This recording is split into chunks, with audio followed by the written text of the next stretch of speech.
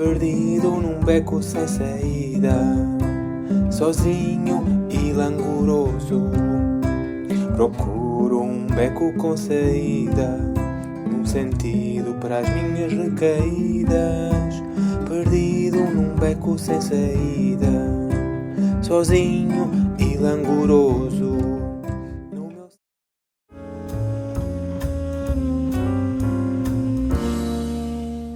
Hoje estamos a aproximar do dia 25 de Abril, um dia simbólico, não é? Porque faz-nos lembrar e pensar no Dia da Liberdade, não é? Uma importância, é um dia muito importante no nosso país, tendo em conta a liberdade e termos vivido também numa ditadura durante muitos anos. Mas vamos falar deste tema da liberdade de forma generalizada sobre vários aspectos que nós pensamos que possam ser importantes para falar sobre a liberdade. Eu penso, por exemplo, assim logo de repente na liberdade, na capacidade de agir por si próprio, na independência, autonomia, autodomínio, exprimir as nossas opiniões e crenças sem ser censurado, livre-arbítrio, escolher o seu próprio modo de ser e o seu próprio modo de estar, não é? A liberdade interior, não é? Como falámos há uns tempos do Frango. Pois é, estamos a aproximar do 25 de Abril e não podíamos, era incontornável, não é? Tínhamos que falar sobre este tema, sobre a liberdade, sobretudo porque penso que este dia, nesta altura, ainda para mais estamos a caminhar para iniciaram-se agora as comemorações para os 50 anos da Revolução. Este ano, além disso, marcou-se no dia 24 de março, passamos a viver mais dias em democracia do que os dias que foram vividos em ditadura. A ditadura em Portugal foi a maior ditadura da Europa, portanto não é um tema menor, é um tema bastante importante e é um marco importante este que tivemos este ano e estas comemorações que se iniciam. E ainda para mais num contexto, estamos há mais de 2 anos a viver uma pandemia, não é? E todas as consequências que daí vieram, a questão da liberdade, da restrição das nossas liberdades foi um tema muito debatido e muito presente nas nossas vidas nestes últimos anos, e que por sua vez teve um impacto nas nossas vidas, nas nossas existências e não é por acaso que é nesse contexto também que vem mais ao de cima o tema da saúde mental e as consequências que isso teve para a saúde mental das pessoas de modo geral. É uma dimensão existencial, não é? Sim, de facto, ou pelo menos eu também tenho essa concepção muito próxima de Sartre, que somos indiscutivelmente livres, mas compreendo também aquilo que a Laura estava a dizer, alcançar também a consciência de toda a liberdade que temos é difícil, há uma angústia também face a isso, sentimos muitas vezes que não temos tanta liberdade assim. Na minha opinião, sentimos que não temos tanta liberdade assim, também temos medo das consequências, não é? Das nossas escolhas, não é? Então, realmente na ditadura que vivemos em Portugal, havia um medo de escolher, porque havia a PIDE e, portanto, não poderíamos facilmente escolher algumas coisas, dar livremente a nossa opinião sem sofrer consequências severas, não é? Mas ainda assim éramos livres para até nos opormos ao regime, não é? E também muitas pessoas se opuseram e foram presas, torturadas, inclusive, não é? Portanto, mesmo nas situações mais adversas, há liberdade. Aliás, estava a pensar também no Viktor Frankl, não é? Na vivência nos campos de concentração, que mesmo nas situações tão opressivas, as pessoas continuam com a capacidade de escolher como lá estar. Não é? E mas as consequências são diferentes. Mas também em situações muito adversas, parece que se torna mais nítido, ou pode se tornar ainda mais nítido, o que escolher. Porque são tão intensas essas circunstâncias, não é, de vida, que o sentido também, e já tivemos um episódio sobre isso, o sentido a dar à escolha parece que surge também com mais clareza. E a escolha pode ser baseada também no medo, na autoproteção. Não, eu não vou fazer isto porque posso ser apanhado pela PIDE, não é? Ou não, eu vou fazer isto porque estou mobilizado pela causa de defender uma liberdade maior no sentido de não de podermos exprimir sem sofrer consequências adversas, lutar por isso, não é, como causa. E procuramos que as pessoas que se nos apresentam perante nós, muitas vezes sofrem de desorganização. Elas estão confusas, elas estão baralhadas, elas procuram um caminho, procuram um sentido. E muitas vezes o trabalho terapêutico básico, essencial, é delimitar uma área de ação. Isto o que é que eu quero dizer com isto? Nós estabelecemos ou tentamos estabelecer com o paciente uma zona de segurança e conforto onde a pessoa possa exercer a sua liberdade de forma, ou de certa forma condicionada, mas que por isso mesmo lhe dá esta dupla sensação de conforto e segurança, mas também de haverem fronteiras, de haverem barreiras protetoras, não é? Muitas vezes um problema mental ou um problema psicológico advém de não termos ou de não percepcionarmos até onde podemos ir, até onde nos é permitido ir. Estou-me a lembrar muito do caso da psicologia infantil ou da psicologia educacional, e quando digo não estou só apenas a ser técnico, estou também a falar do ponto de vista pedagógico ou parental. As crianças têm este instinto de testar limites, de testar fronteiras, de verem até onde podem ir, mas precisamente porque, no fundo, procuram um conforto de uma linha protetora, de algo que lhes confine um mundo esse que pode ser, não só para elas, mas para todos, assustador, de tão expansivo, de tão vasto que é, não é? A liberdade também traz angústia porque tomamos escolhas sem ter a certeza do que vai acontecer. Podemos imaginar as consequências, podemos de alguma forma antecipar as consequências, mas como não temos acesso ao futuro, não temos realmente segurança do que é que vai suceder com uma escolha que fazemos. Se é o melhor para nós, se é o melhor para os outros, se realmente faz sentido aquilo que estamos a escolher, não temos uma certeza. Vivemos perante também essa angústia de não saber o que é que vai surgir, não é? Perante aquilo que vamos decidindo, não é?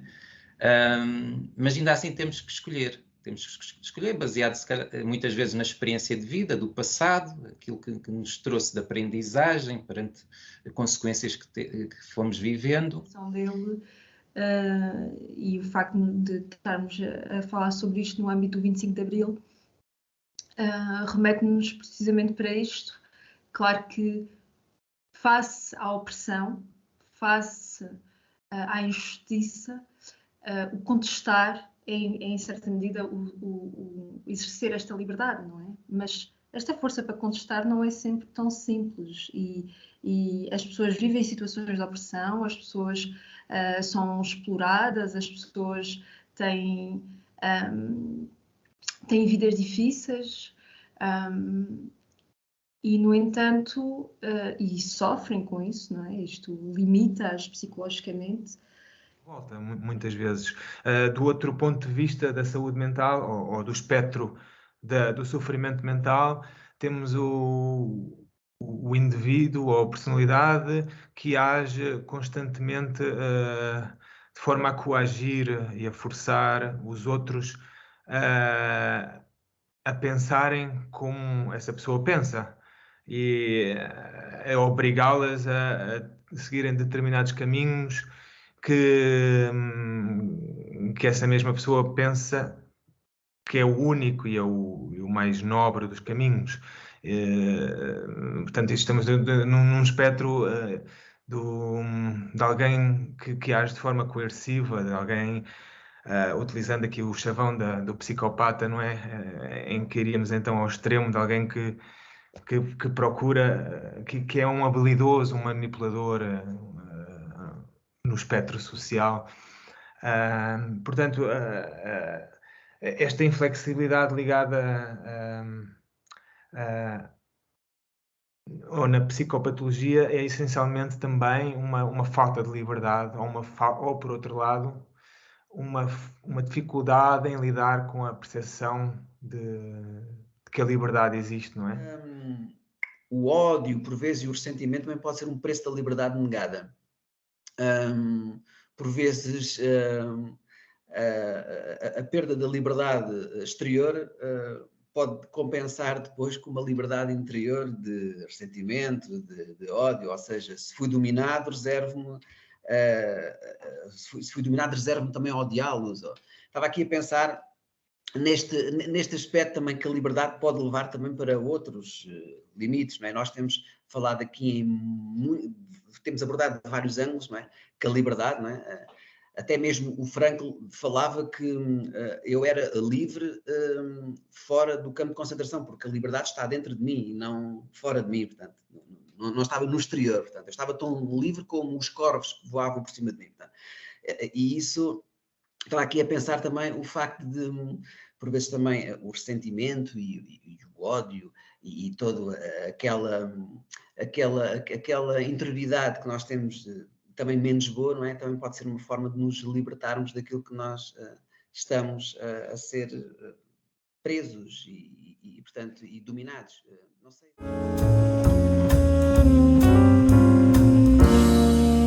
É um dos pedidos típicos para consultas de psicologia clínica, né? E especificamente para a psicoterapia, a questão de problemas no trabalho, não é?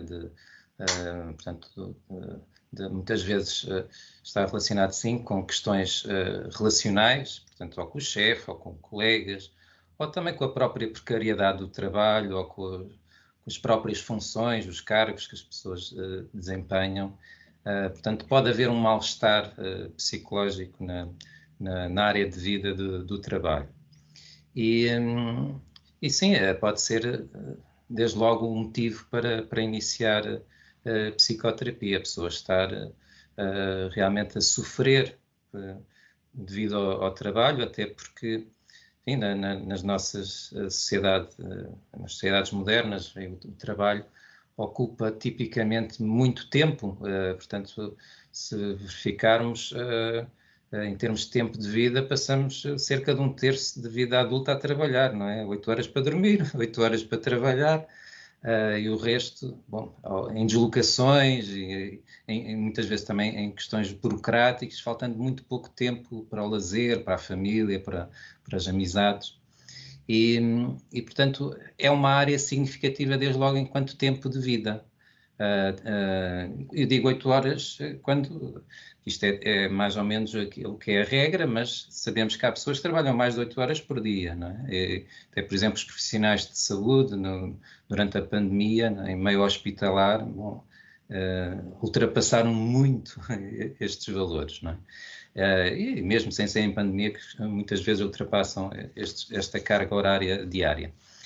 Então, representa muito tempo. A experiência de vida de muitas pessoas está muito relacionada com a área do trabalho. Falando também deste dia 1 de maio, né, que é o Dia do Trabalhador, em quase todos os países do mundo, assim, muito rapidamente, esta homenagem remonta também a uma greve iniciada em Chicago, em 1886, portanto, o objetivo de conquistar melhores condições de trabalho.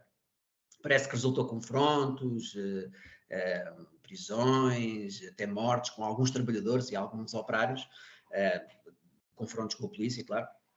Mas estas lutas parece que não foram em vão, não é? Porque muitos trabalhadores, muitos operários, todos eles conquistaram direitos e ganharam também alguns códigos de trabalho. Antes de mais, queria dar aqui esta chega, tendo em conta que estamos a falar do trabalhador e do dia 1 de maio. Uma questão muito importante que é, e por aí depreendemos logo a condição, às vezes muito severa, que pode ser uma pessoa encontrar-se numa situação de desemprego, que é, tu disseste, e eu concordo plenamente, que trabalhar é também sentirmos-nos úteis, não é? Porque estamos a contribuir. E, naturalmente, quando não o estamos a fazer, quando estamos impossibilitados de o fazer, obviamente que existe depois aí uma série de consequências psicológicas, entre as quais questões relacionadas com a depressão, com culpa, com peso de consciência, que podem depois, ainda pior, fazer ou tornar-se caminho fértil, ou fazer um caminho fértil para uma situação de doença mental. E então, sim, a psicoterapia pode ser também um momento de reflexão sobre aquilo que a pessoa realmente gosta de fazer, e muitas vezes aquilo que nós gostamos de fazer enquanto hobbies, passatempos, já nos está a dar um indicador daquilo que poderíamos estar a fazer profissionalmente. Mas que, por algum motivo, não desenvolvemos depois tanto essas competências em termos de formação, de um treino mais consistente, mas tipicamente aquilo que a pessoa já gosta de fazer nos tempos livres, pois, ou enquanto crianças, isto agora para os pais é muito interessante e pertinente os pais estarem atentos àquilo que as crianças gostam espontaneamente de fazer. Não no sentido de as influenciar, a dizer, atenção, olha, tu como gostas de fazer isto, de desenhar, por exemplo, se calhar tu tens que ir para Belas Artes, mas pelo menos ecoar. Olha, noto que tu passas muito tempo a desenhar, não é? E é porque gostas?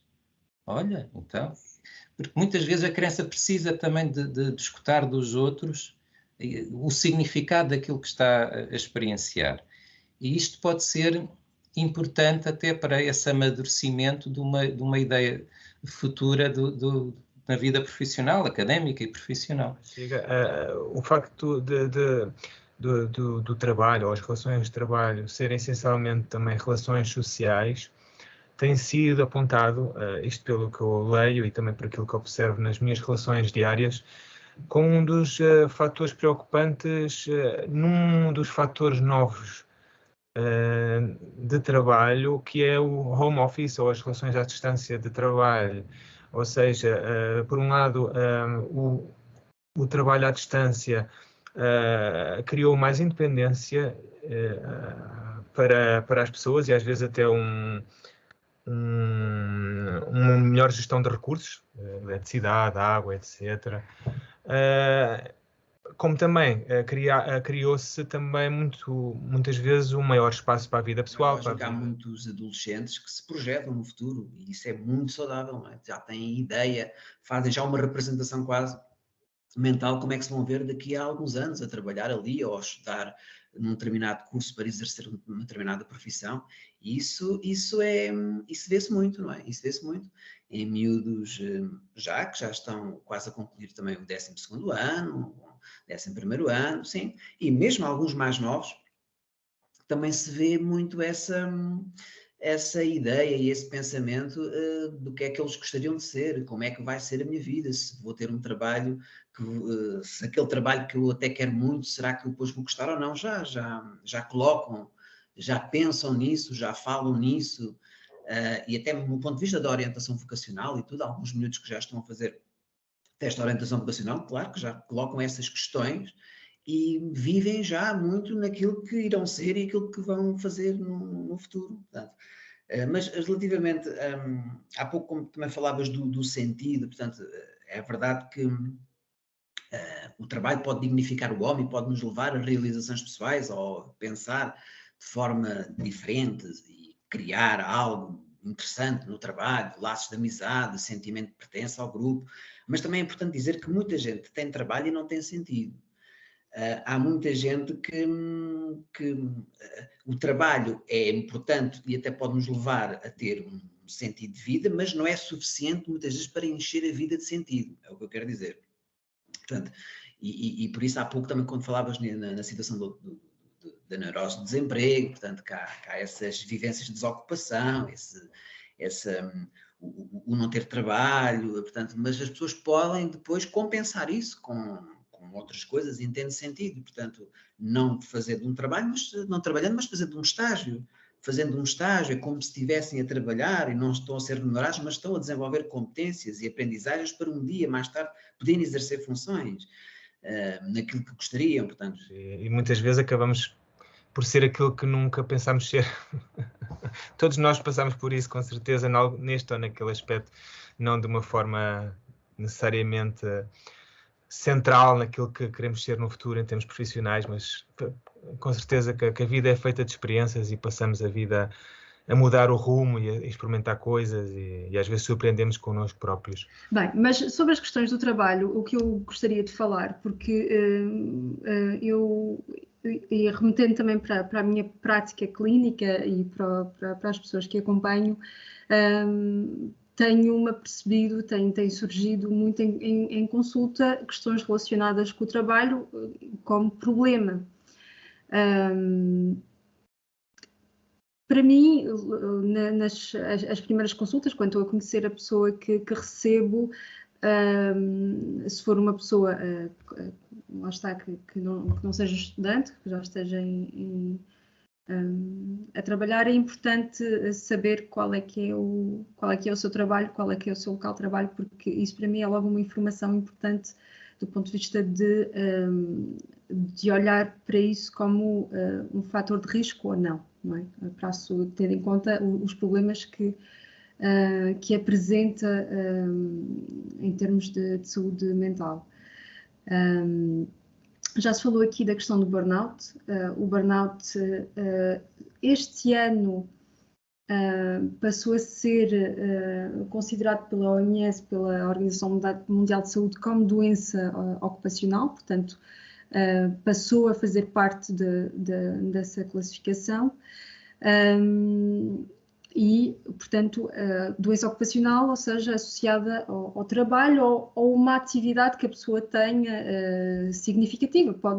Também pode-se encontrar burnout, por exemplo, em pessoas que estão a estudar, estudantes de universidade, enfim, mestrados, doutoramentos, por aí fora. Mas que o burnout não é, ou seja, em termos psicológicos poderá vir associado com outra sintomatologia, outra perturbação, depressão, ansiedade, enfim. Mas o burnout em si é um sinal de alarme e a quantidade de baixas que existem hoje em dia de pessoas nesta situação, por vezes a pessoa vai procurar ajuda por outras questões, por desenvolvimento já por questões até psicossomáticas, ou seja, de haver sintomas físicos que já começam a aparecer devido a todo um desgaste emocional, psicológico, e a todo o impacto que isso tem no funcionamento da pessoa no local de trabalho e fora do local de trabalho, não é? A pessoa, quando chega a um ponto de pedir uma baixa ou de já não conseguir ir para o local de trabalho, isto é um sinal, quer dizer, isto é muito preocupante e é grave, e os números são de facto preocupantes. O burnout vem muitas vezes associado, há várias causas, não é? Mas um dos fatores centrais tem a ver com a pressão, com a questão da produtividade, dos trabalhos serem orientados para números, para lucros das empresas, enfim, podemos pensar em situações mais extremas de trabalhos mais precários, mas isto também começa a acontecer cada vez mais em outras áreas, não é? Muitas vezes fala-se até, há um termo que é cada vez, pronto, que começa a ser mais utilizado, que é a questão da uberização dos trabalhos, das profissões, ou seja, das pessoas serem empurradas para uma maior responsabilização da sua atividade laboral e tudo o que depois isso implica, não é? Mas então esta questão da produtividade, de objetivos, muitas vezes objetivos de trabalho que são inatingíveis. Empresas cujas funções se orientam com objetivos que ou então que lá está, para serem atingidos a pessoa em algum momento vai acabar por adoecer. É muito claro. Enfim, a competição que também é alimentada, ambientes tóxicos, que há mesmo, é mesmo fomentado um ambiente de trabalho que é tóxico, que as relações, que há esta competição entre colegas, que não há companheirismo, que há uma individualização muito exacerbada. E isto, obviamente, que qualquer pessoa num ambiente destes, em algum momento, vai começar a gerar algum tipo de sintomas.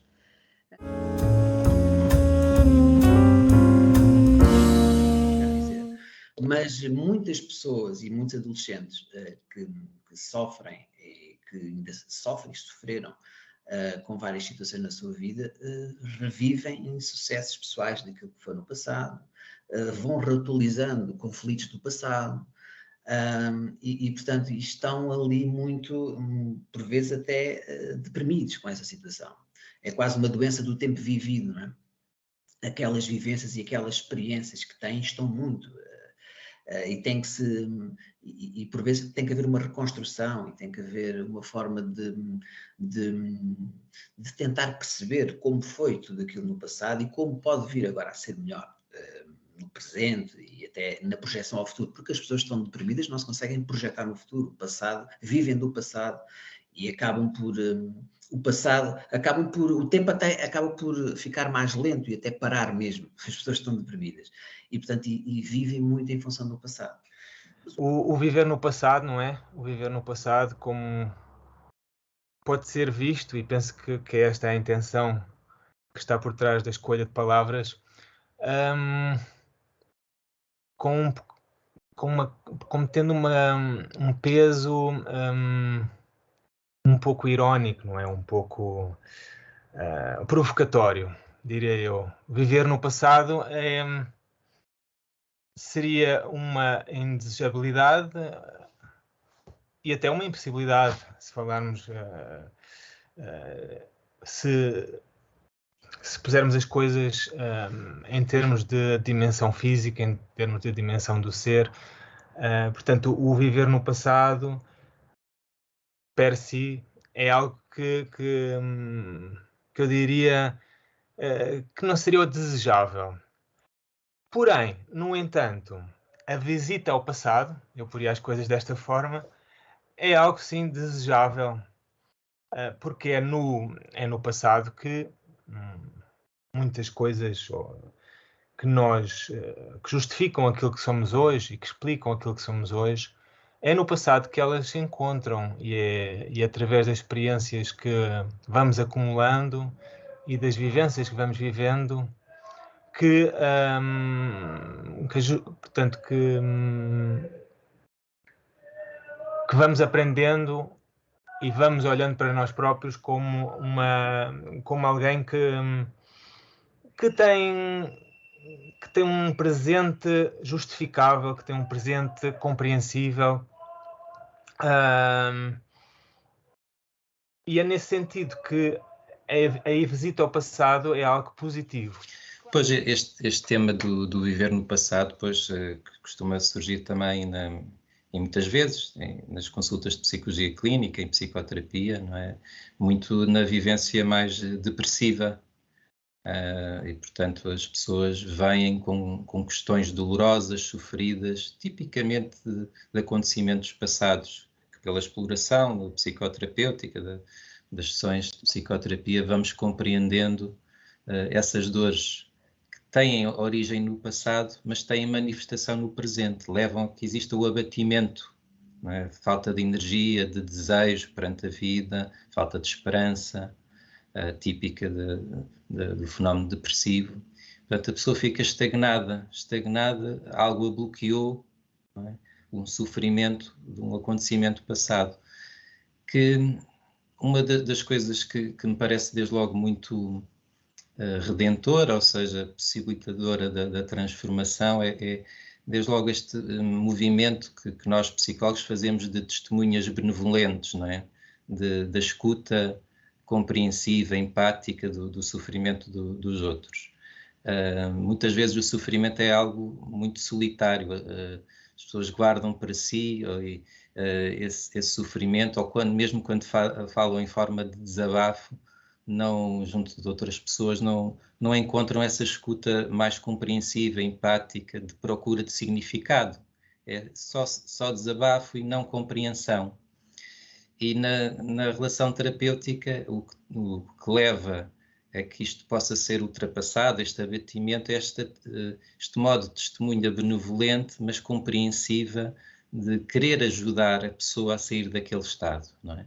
De mostrar que tem possibilidade de lá sair, mas que o primeiro momento também é assim, empático, de perceber que a pessoa sofre por isso, não desvalorizar isso, não é? A pessoa precisa também de ser acolhida nesse sofrimento, ou seja, que tem razões para sofrer, na sua pele há razões para estar a sofrer. O passado não pode ser alterado, mas pode ser fonte de grandes aprendizagens, não é? Sobre quem somos, sobre o porquê de vivermos o presente de determinada forma, e pode permitir-nos um importante autoconhecimento, se falado, não é? Numa relação de confiança com alguém, que é no fundo aquilo que o nosso trabalho, não é?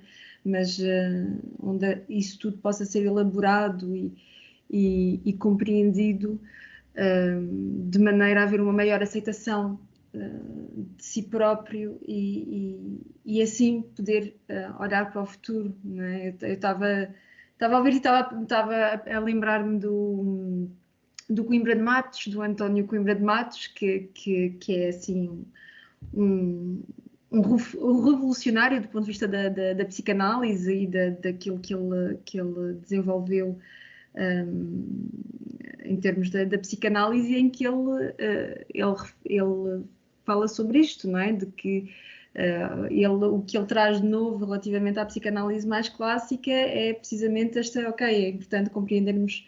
Ele até fala no paizinho e na mãezinha, enfim, ir compreender a infância da pessoa, mas precisamos que ela se volte para o futuro, que ela se projete para o futuro. Mas realmente também eu acho que realmente, quando estamos a falar do ponto de vista depressivo, percebemos que a depressão é uma doença do tempo vivido e que a pessoa está sempre a reviver os incessos pessoais e a reatualizar os conflitos do passado. Portanto, há ali uma desincronização entre o tempo vivido e o tempo social, a pessoa não se consegue equilibrar. Isso é verdade. Mas também, por vezes, graças ao passado, é a melhor maneira também de enfrentar o presente. Não entrando agora no ponto de vista mais patológico, mas também a capacidade de pessoa, por vezes, andar um pouco para trás, pode depois, como nós também já falámos aqui, pode depois conseguir resolver, por vezes, melhor as coisas no presente, porque já passou por aquelas coisas ou já aconteceu algo que ele depois não quer que aconteçam, portanto, no presente. Portanto, já caiu naquele buraco, agora, quando passar, já dá um salto e não vai cair no buraco outra vez, não é? Portanto, aprendeu com o passado, aprendeu com aquilo que lhe aconteceu. Por exemplo, o homem não vive apenas no presente. Quer dizer,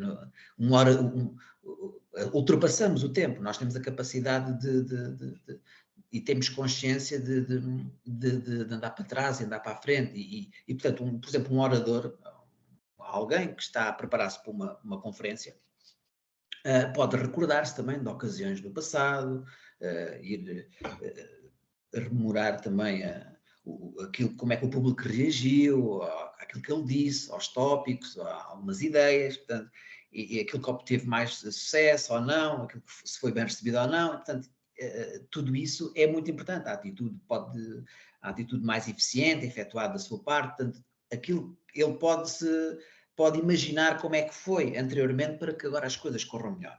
Isso também é muito interessante e o passado pode nos ajudar também nisso. Portanto, isso é o seguinte, imaginem a atleta Joana que acabou de ter um mau resultado num torneio realizado em Amsterdão, por exemplo, e esse mau resultado é fonte de uma série de dúvidas, é fonte de uma série de descrenças, de dúvidas até em relação à própria prática do desporto e à própria sustentabilidade da sua vida como desportista. Portanto, essa pessoa está bloqueada, não é? Ficou lá atrás, ficou presa ao passado. Portanto, ela está a viver no passado, essa atleta está a viver no passado e sendo assim não consegue nem desfrutar daquilo que é o seu presente, não consegue planear, pensar, nem consegue aprender ou tomar a atitude mais positiva que seria aprender com a tal experiência, olhando para o passado, e naturalmente não se consegue projetar no próximo evento, no próximo desafio, não consegue planear, é difícil para ela planear porque toda ela está cheia de dúvidas e de descrenças. Pois, enfim, também na minha vivência como psicólogo, dou muito valor à ideia de promover o autoquestionamento, não é? Então, pensando mesmo nesta questão da temporalidade, hoje estamos aqui mais focados a analisar estas vivências mais centradas no passado, assim, tipicamente mais da linha depressiva ou da linha compreensiva, que o passado também traz e que pode ser produtivo por isso, não é? Fazer as tais visitas ao passado, como diz o Hugo. Mas este autoquestionamento, nós podermos irmos percebendo em que dimensão é que costumamos estar mais, não é? E para isso, enfim, eventualmente algumas formas que podem ajudar a percebermos isso, não é? Enfim, uma espécie de post-it mental que às vezes partilho até com alguns pacientes, principalmente até da linha mais ansiosa, costumam estar mais no futuro, a estabelecer cenários e, portanto, deixam de estar tanto na vivência presente, é questionar, desde logo, se a mente está onde o corpo está. Porque o corpo, de facto, indiscutivelmente está sempre no presente. Em todos os momentos de vida, o corpo biologicamente está 100% no presente. A mente humana é que é capaz de viajar. Estava a pensar naquilo que ias falando e sim, ou seja, esta possibilidade que nós temos de viajar, pelo menos no nosso pensamento, para o passado e para o futuro, também é fonte de coisas incríveis e maravilhosas da existência humana, não é? É preciso sabermos usar isso a nosso favor e não nos deixarmos levar por o que isso possa causar enquanto sofrimento psicológico, não é?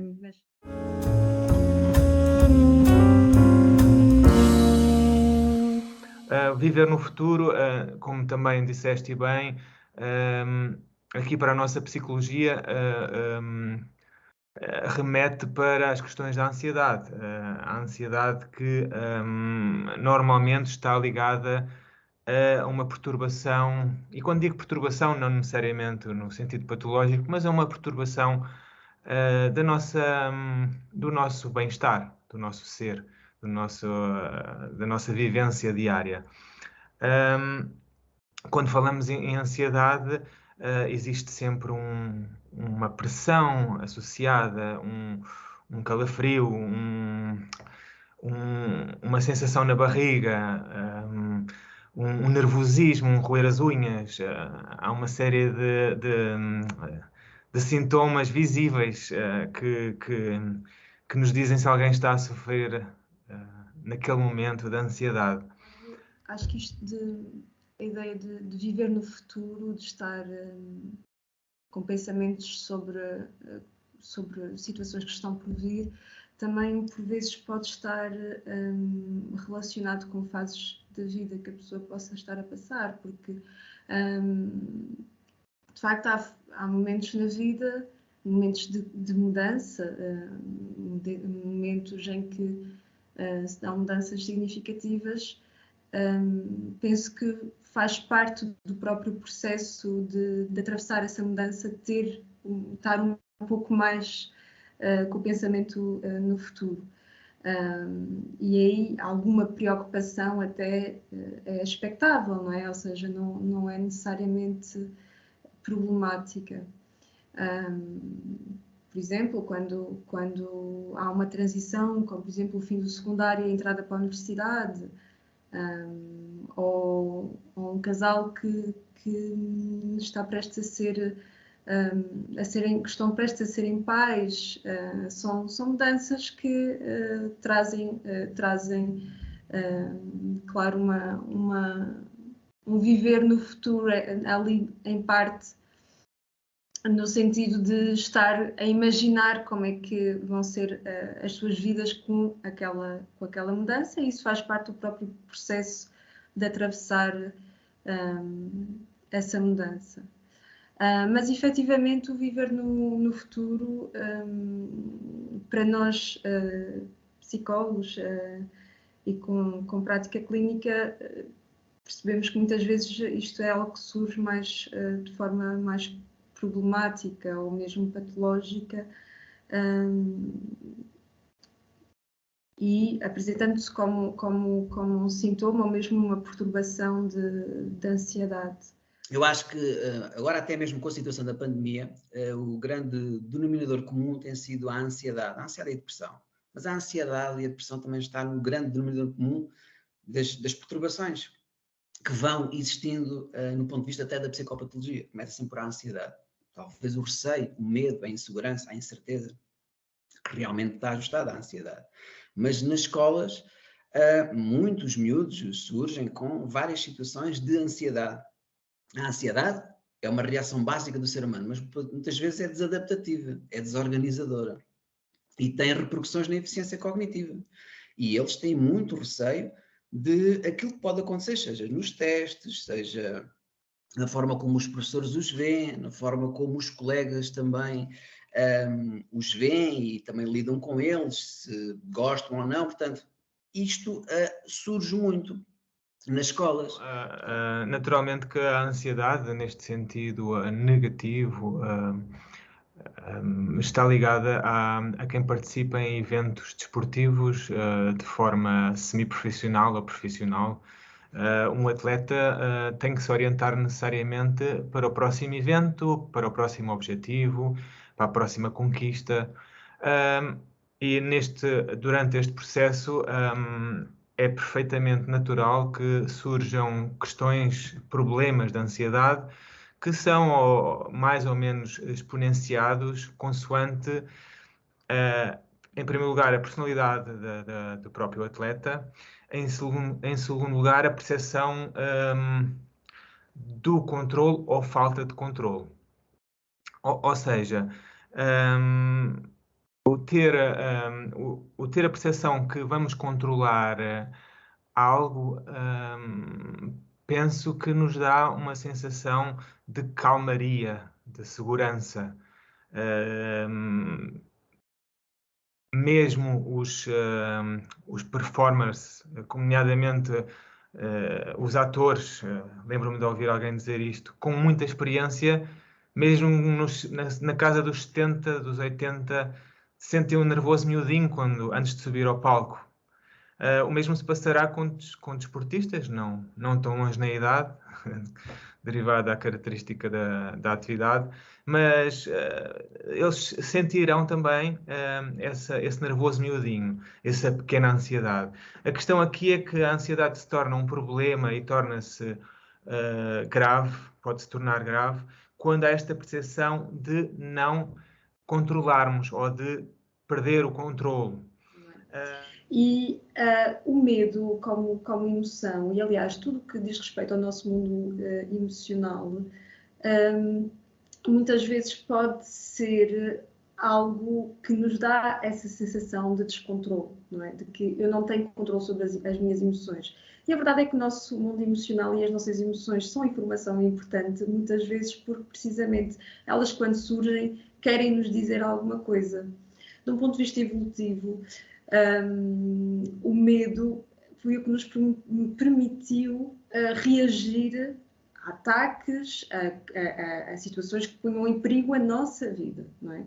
Os perigos hoje em dia, enquanto seres sociais, são outros. Os perigos pode ser eu ter uma má exibição numa prova em que eu vou participar. Pode ser eu, não sei, mas eu, ao conhecer uma pessoa nova, não ser capaz de estabelecer um contacto cordial, de manter uma comunicação fluida. Enfim, são vários os medos, mas que estão muito associados mais aos contextos em que nós vivemos e o que compõe as nossas vidas hoje em dia. É bem verdade. Muitas vezes, principalmente nestas situações de ansiedade antecipatória, quer viver no futuro. Ainda as coisas não aconteceram, já estamos a prever. É muito importante a psicoeducação, os contributos educacionais para mudanças do comportamento. E isso faz-se muito e faz-se muito com os miúdos. A forma deles interpretarem e distorcerem as coisas, principalmente na ansiedade, que... portanto, as pessoas reagem de forma corpórea, não é? E começam a interpretar as coisas que acham que vão ter algum problema grave de saúde, ou que estão tontos e acham que vão desmaiar, ou que o coração começa a bater e acham que vão ter um ataque cardíaco. Portanto, isto é importante interpretar e desmistificar, e às vezes com uma forma de falar, de questionar, pode-se meter a consciência em ordem e eles acreditarem plenamente naquilo que estamos a dizer. Se a pessoa acha que vai morrer, e a gente podemos dizer... mas como assim morrer? Tu estás aqui a falar comigo quase todos os dias e isso não aconteceu. Tu não vais morrer porque tu senão já tinhas morrido se tivesse algum problema grave de saúde. Há coisas que as pessoas ficam a pensar, pois isso é verdade. Há coisas muito simples às vezes que nós a retrocar, as pessoas percebem que realmente o que se passa é uma situação de ansiedade e de medo, como o que estava a dizer, e que não tem nada a ver com nenhum problema grave de saúde. Pois, porque é que habitualmente existe esse medo do desconhecido, não é? Do futuro.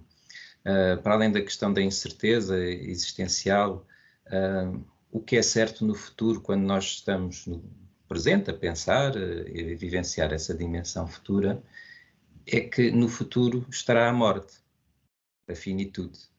E portanto, a fonte de todas as angústias e, portanto, de onde deriva a ansiedade, o Yalom também debruçou-se muito sobre isso, não é? Sobre essa temática da angústia de morte, e que está, sim, na nossa vivência, enquanto estamos vivos, está relacionada com o futuro. Algum dia iremos morrer, algum dia outras pessoas que nos são queridas irão morrer, mas que dificilmente nos confrontamos com isso, não é? Porque é uma temática dolorosa, muito difícil de sentir, de observar, de compreender, de acolher. Mas, à medida que, pelo menos, possamos fazer um pouco desse entendimento, dessa consciência também de que somos seres finitos, isso traz-nos também uma ansiedade, curiosamente, menor. Temos que também nos lembrar que somos finitos e que vamos todos, de facto, um dia morrer, até para fazermos escolhas com sentido. Não temos a eternidade para poder construir as nossas vidas, pelo menos não nesta dimensão corporal, não é? Depois há crenças diferentes quanto à possibilidade de haver vida consciente depois da morte ou não, consoante a fé também de cada um, ou a falta de fé, mas aquilo que temos objetivamente como mais evidente é que somos seres corporais e que temos os dias contados, não sabemos a quantos dias temos, não é? E que isto traz uma influência também na ansiedade e na nossa projeção no futuro. E que é importante acolhermos, nem que seja um pouco, essa ideia, não é, angustiante, fonte de todas as angústias, todos os medos, que é a finitude da morte, não é? Para podermos escolher de acordo com essa regra do jogo universal que faz parte da vida, a ideia de morrermos.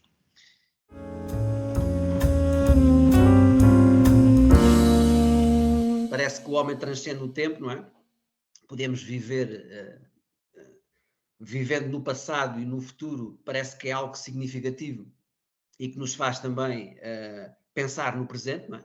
o facto de eu falar agora no passado ou no futuro, estou a trazer tudo isso também para o presente. No entanto, a presença parece que, às vezes eu como psicólogo, quando estou a falar também com os meus pacientes e até com os miúdos, a presença parece que é o maior presente que se pode oferecer muitas vezes a alguém. Este poder da presença, este encontro do aqui e agora, parece que é um belo caminho para a realização da existência humana. Estar aberto a acolher o outro de forma gratuita, enriquecer até a sua interioridade com aquilo que o outro é, no presente, no momento. E até como psicólogo, acho que é importante perceber o fenómeno tal como surge a consciência, no momento. Fazer aquele registro direto e observacional. Portanto, e isso é no presente. Eu só sei aquilo que eles vão me dizendo. O presente é algo bastante importante na psicologia. Tem-se falado muito, não é?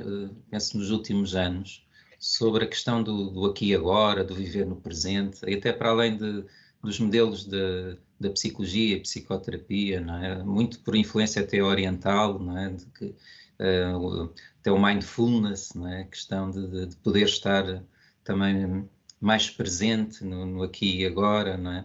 Portanto, mindfulness, portanto, é uma técnica de meditação, não é? Que ajuda até muito na ansiedade, mas ao fim e ao cabo há aqui sinto uma certa idealização também do viver no presente, como se só fosse bom, ou como se só pudesse ser bom estarmos no aqui e agora. Na minha opinião depende de como estivermos no aqui e agora. Podemos estar de uma maneira até muito reativa, por exemplo, na perturbação borderline, fazem passagens ao ato e fazem consoante determinados estímulos, não é? E reagem, portanto, com muito pouca reflexão, consciência sobre as escolhas que estão a fazer. Mas podem estar até muito ligados ao presente imediato, à experiência imediata, mas sem grande conexão com o passado, com a experiência vivida, com as lições aprendidas ou não aprendidas, nesse caso, e sem grande contacto também com as consequências dos seus atos. A pessoa pode estar no aqui e agora, mas de uma maneira desadequada ou pouco alargada, digamos assim, enquanto consciência. Pode estar com uma consciência restrita no aqui e agora. E estar muito, até nesse aspecto, afunilado até muito no aqui e agora, em modo de estímulo-resposta.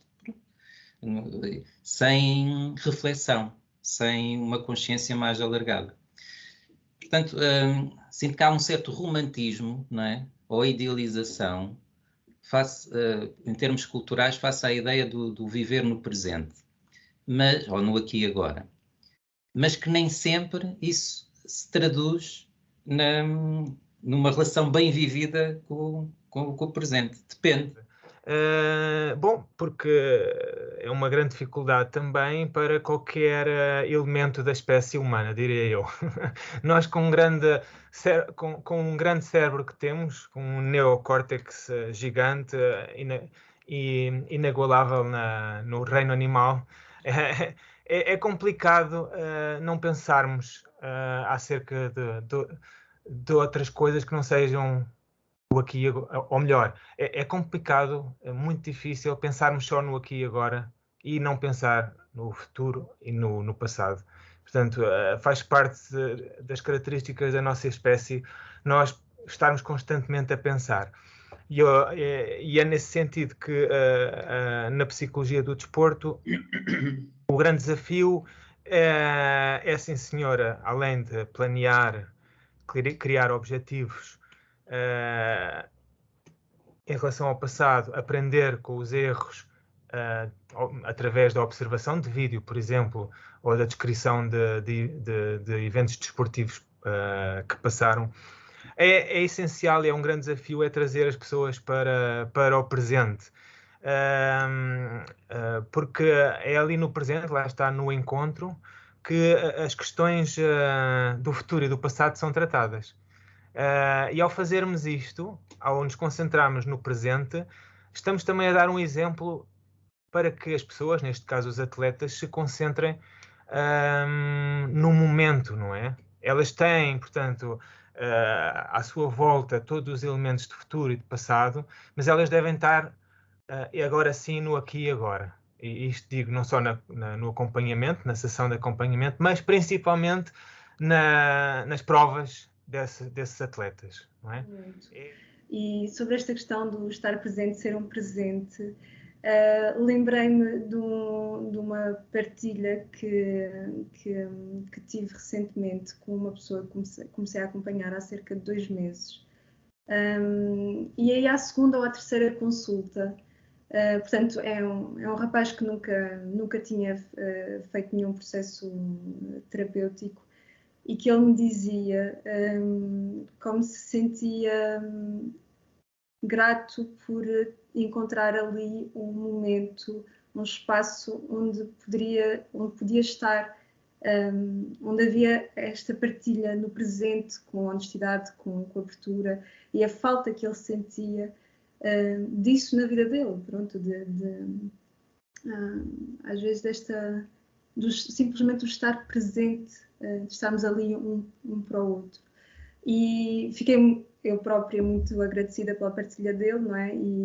E também me pôs a pensar como, para mim também, no meu trabalho, o dar consultas, é para mim também este exercício de, durante aquela hora, eu ter que fazer este trabalho sobre mim mesma também, de estar ali presente para aquela pessoa, de pôr de lado o que quer que esteja a acontecer na minha vida, e de estar ali de forma o mais aberta e no presente para aquela pessoa. Uma espécie de laboratório, entre aspas, o Yalom até fala disso, não é? Que a relação terapêutica é uma espécie de laboratório para o mundo, em que se está ali a treinar determinadas coisas que podem ser depois replicadas no mundo fora da sessão.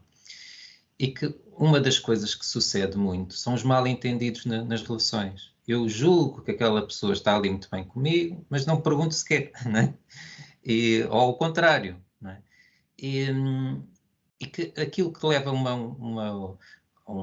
uma qualidade maior da presença no aqui e agora é as pessoas estarem num modo mais íntimo, mais compreensivo daquilo que está a suceder na relação.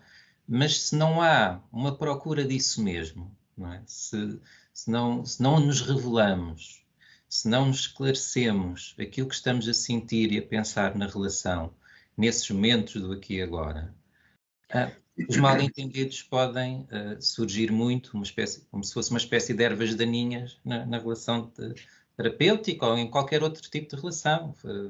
Já está fora do contexto terapêutico. Delas, claro, como vocês sabem, como eu estou muito ligado também à logoterapia, gosto bastante do Frankl, eu lembrei-me de uma citação que ele diz que há neuroses causadas pela pessoa que a pretende curar. Ou seja, que ele fala de uma neurose iatrogénica, portanto, isto está relacionado assim, trocando por miúdos, refere-se a muitas pessoas com atitudes e posturas que impressionam de forma decisiva e definitiva a pessoa, fazem-a distanciar. E isso é muito interessante, porque muitas das vezes nós percebemos que parece que até achamos que não tocamos nem ao de leve no que lá está, na pessoa, mas realmente a pessoa começou-se a modificar e começou-se a transformar, porque realmente nós estivemos presentes. Podemos dizer que a presença foi o maior presente que eu lhe pude oferecer. E isso vê-se. Aliás, o Yalom é que falava que o antídoto de muita angústia é apenas a conectividade íntima, ou a conectividade prioritária. Portanto, isto tem muito a ver também com esta ideia do Frankl, que já falava há bastante tempo, que por vezes o facto também de relacionarmos a natureza da relação, portanto, isso é que faz com que o estar ali para ela, não é? Sem barreiras artificiais, viver a hora com a pessoa, isso pode transformar, pode modificar, podemos sentir que a pessoa irá beneficiar disso. Não é? E há estudos 2010, 2015, portanto que as teorias e as abordagens não são muito determinantes. A relação é que por vezes é muito mais crucial, é muito mais relevante, portanto é importante a sinergia das ideias com o relacionamento, portanto é 1 a 5%, portanto havia para aí, mas há livros de muitos mestres, e principalmente do Frankl, de 1940 e 50, ele já dizia isso. Há estudos de 2010, 2015, 1 a 5%, portanto, conta a teoria e a relação de teoria conta pouco, portanto, o que interessa é mesmo a natureza da relação com o paciente, isso é que é determinante. Invoco aqui um psicanalista que eu gosto, que é o Bion, que todos vós conheceis. Ele tinha a famosa tabela em que dividia dividia a caracterização do pensamento humano desde o pensar elaborado até o pensar mais concreto, até ao ato em si, não é? Isto seria qualquer coisa como isto. A ideia a reter aqui é que ele faz uma divisão, com a qual eu concordo, com os elementos, penso que eram os alfa, que são aqueles mais trabalhados, mais elaborados, os beta, que são aqueles mais atabalhoados, ou aqueles mais que se aproximam da passagem ao ato. E depois há ainda um nível diferente, que é o viver o presente de forma, eu diria, inteira. Isto é um fenómeno que existe muito para as pessoas, por exemplo, que experienciam a fé religiosa, ou que são especialistas em meditação. São pessoas que, no fundo, estão ali, no aqui e agora, mas não estão a pensar. A Laura falava no mindfulness, e o mindfulness também tem um pouco a ver com isso, não é? Com a questão de conseguirmos quase parar o tempo, não é? E de corpo e alma, de forma inteira, estarmos ali, no aqui e agora, não é? Sim. Mas isso... E, na verdade, a prática do mindfulness, o que nos ensina é precisamente de que os pensamentos, na verdade, é mais um reconhecer, tomar consciência dos nossos pensamentos. Porque os pensamentos, eles estão sempre a surgir. E, no fundo, não é qualquer tentativa de controlo ou de parar esses pensamentos, mas sim de aceitá-los. E é ao tomar consciência de que eles estão presentes que nós também percebemos a quantidade de pensamentos que nos surgem à mente e de que, de facto, não é algo que possamos controlar, mas se estivermos conscientes de que são pensamentos e que eles surgem por si próprios, que isso nos retira do momento presente. Eu vou pegar em exemplos concretos de como é que isto pode ser feito. Porque isto de estar no momento presente pode ser, por exemplo, e a prática do mindfulness não seja aquela ideia, apesar de que é uma prática muito comum, de estar sentado e de estar só em silêncio e a fazer esse treino em silêncio ou com alguma orientação, algum áudio de orientação, mas o mindfulness pode ser eu estar a cozinhar, eu estar a preparar uma refeição e eu estar, ou seja, focada, concentrada e atenta àquilo que eu estou a fazer. Se estou a cortar os legumes, se estou a passar os legumes por água, se estou a acender o fogão. E que se nós estivermos atentos a isto, ao que estamos a fazer, se estivermos treinados a perceber que quando estamos a fazer isso, muitas vezes não estamos conscientes daquilo que estamos a fazer. Somos capazes de preparar uma refeição e no final da refeição nem nos lembrarmos de como é que a fizemos. Porquê? Porque a nossa mente esteve o tempo todo noutro lugar. Esteve ocupada por pensamentos com preocupações, a pensar o que é que eu vou fazer amanhã, a pensar o que é que eu ainda tenho que fazer depois de jantar, a pensar que tenho uma tarefa para completar até ao final da semana, enfim. E o mindfulness, ao contrário do que às vezes possa pensar, não tem a ver com o não pensar.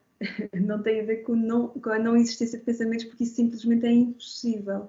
É eu perceber que quando surge uma preocupação, ela está ali, está presente, ok? Mas o que é que eu estou a fazer? Estou a cortar legumes e regressar ao momento presente, que é o que eu estou a fazer ali.